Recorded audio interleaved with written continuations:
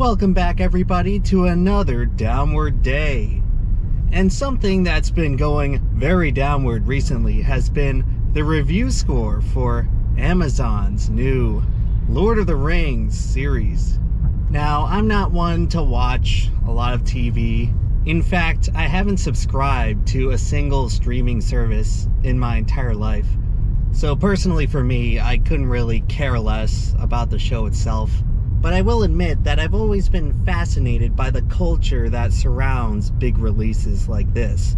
And oh boy, needless to say, the culture around this Amazon show has not been very positive at all.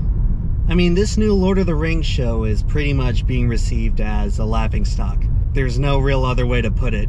It seems like people on Twitter have been taking the piss out of it for the past couple weeks or so, and it shows no sign of slowing down. Now, of course, the people of Twitter aren't exactly known for being the most pleasant people to be around. And sure, it's possible that the average consumer has a far more neutral or even positive reaction towards this show. However, you gotta admit that in recent times, Twitter has served as sort of the canary in the coal mine for a lot of trends in popular culture.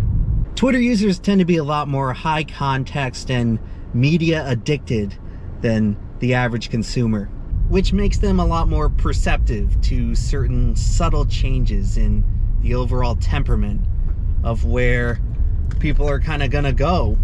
And I'm beginning to suspect that the backlash towards this Amazon show is indicative of a far greater backlash against streaming services in general. It seems almost like people have reached sort of a boiling point when it comes to tolerating these streaming platforms.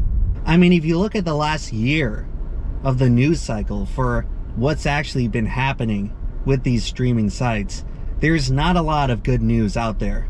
I'd say that overall, the general reception and sentiment towards these platforms in the past year has been one of disappointment. I mean, in addition to this Amazon thing, almost simultaneously, you have people being disappointed and disgruntled with the release of She-Hulk on Disney. And again, I don't watch these shows. I don't have any plans of watching them, so however good they are, that's going to be up in the air for me. But man, seeing the reception online, people really seem to dislike it. And it's awfully telling that even I am not excited about a show that's finally giving me the green representation that I deserve. But yeah, out of the bits and pieces I've seen of it, it really sort of gives off the impression that, man, we're really scraping the bottom of the barrel now for these ideas. Like, sheesh, man, there comes a point when people can no longer tolerate just the sheer creative bankruptcy that these companies are putting forth. I mean, people seem to be starving right now for any content that's not a reboot or a rehash or an adaptation. And it seems like whatever She-Hulk is, it's not really what people want to see right now. And in addition to these disappointing, lukewarm shows, you have these other services like HBO cutting out a huge portion of their catalog for no other reason than tax loss harvesting. They are literally degrading the user experience, giving you less content for the same price, all so they can shamelessly pinch a few extra pennies on the books. But I mean, you can't sit there and say you couldn't see it coming, because while Amazon, Disney, and HBO are disappointing their customers, Netflix has been the ultimate disappointment for its stockholders. Earlier this year, they reported their first subscriber loss in any quarter of their history, and I think the stock went down by like 75%. Great investment, by the way. Keep investing in stocks. Definitely not a scam. But anyway, when the longtime leader in your industry is falling on hard times, it's not a real good, healthy indicator for the industry as a whole.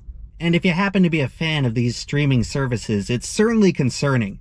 Because I'd say out of all of them, Netflix is still by far the most culturally relevant, and they probably put out by far the best content.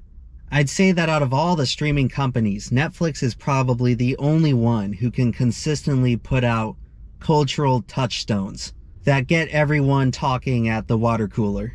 I really don't think that anything on Hulu or Apple or Amazon has come anywhere close to the cultural significance of stuff like Squid Game or Tiger King or Stranger Things.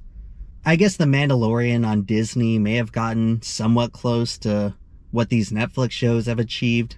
But at the end of the day, all these other companies still have a long way to go for getting even the fraction of the relevance that Netflix holds. And to see Netflix sitting atop of all these other services, struggling, I think that should raise a lot of red flags for the overall business model of the entire industry. Because the fact of the matter is that for the average consumer, there are too many streaming platforms and not enough content. You know, we're entering a recession. People aren't going to be able to afford spending $10 a month on 5, 6, 7 different services. The economic reality is going to force people to pick between one or two or maybe even none. Something tells me that piracy is going to definitely be on the rise in the next couple of years. And all that's going to come at the direct expense of these companies. And it's a strange thing to think about because a couple years ago, all this was supposed to be the future. All the TV shows and movies and everything were supposed to move over to streaming, and it was supposed to be better for the consumer.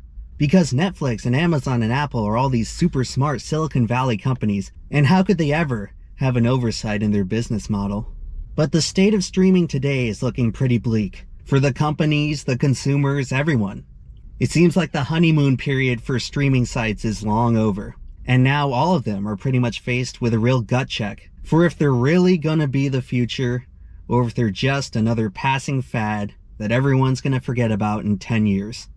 And hey, you know what? When all these platforms go under, all that traffic is just gonna trickle back right here on YouTube, baby, for people to tune in to the Downward Diary for free.